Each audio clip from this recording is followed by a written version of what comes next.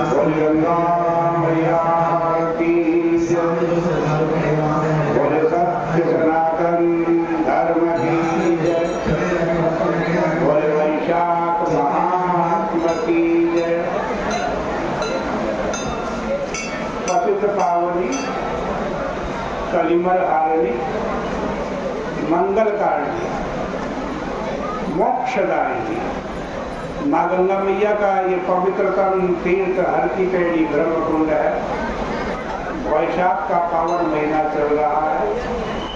आज हम चौथे अध्याय पर पहुंचे।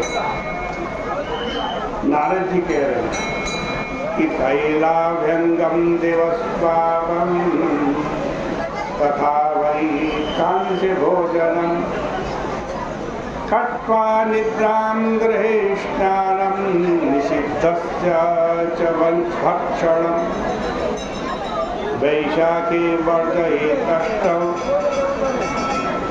द्विभुक्तं नक्तभोजनम्।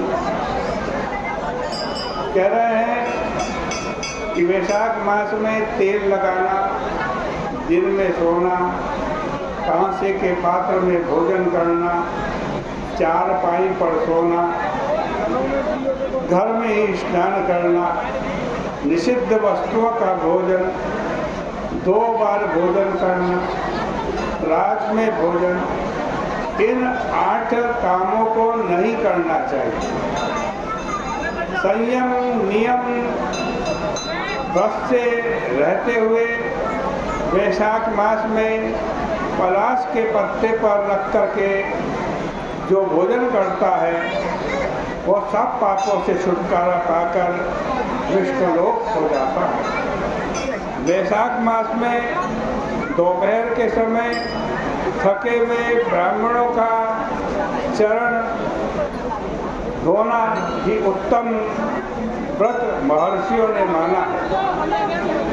जो रास्ते में थककर दोपहर में अपने घर में आए हुए ब्राह्मण को सुंदर आसन पर बिठाकर उनके चरणों को धोता है, उनके सिर उस जल को अपने सिर पर लगाता है, वो सभी बंधनों से छुटकारा पाकर के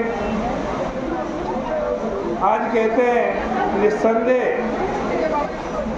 गंगा आदि सभी तीर्थों में स्नान का पुण्य फल प्राप्त करता है। जो मनुष्य वैशाख मास में स्नान नहीं करता अथवा पत्ते पर भोजन नहीं करता, यूँ ही वैशाख का महीना बिना व्रत के बिना दान के व्यतीत करता है, वो गधे की योनि में पैदा होकर अंत में खच्चर होकर पैदा होता। हृष्ट-पुष्ट अंग वाला निरोगी तथा स्वस्थ होते हुए भी जो मनुष्य वैशाख मास में घर में ही स्नान करता है वो चांडाल योनि को प्राप्त करता है। हे राजन, मेष राशिगत सूर्य में वैशाख मास में जो बाहर स्नान नहीं करता वो सैकड़ों बार कुत्ते की योनि में जाता है। जो व्यक्ति बिना स्नान किए बिना दान दिए वैशाख का महीना बिताता है वह अवश्य ही पिशाच योनि में जाता है। इसमें संदेह नहीं कि उसके पापों एवं दुखों की हानि होती है। उसके पापों और दुखों की कभी हानि नहीं होती। जो भगवान विष्णु में मन लगाए वैशाख महीने में नदी में गंगा जी में स्नान करता है, निस्संदेह वह 3 जन्मों के एकत्रित पापों से मुक्त हो जाता है। यदि प्रातःकाल अरुणोदय काल में समुद्र में जाने वाली नदियों में स्नान करें तो उसी क्षण 7 जन्मों के एकत्रित पापों से वो मुक्त हो जाता है। जो मनुष्य पोषक काल में 7 गंगा में स्नान करता है, इसमें संदेह नहीं, वो करोड़ों जन्मों के एकत्रित पापों से मुक्त हो जाता है। ये 7 गंगा बताई हैं: जाह्नवी, वृद्ध गंगा, कालिंदी, सरस्वती, कावेरी, नर्मदा और वेणी।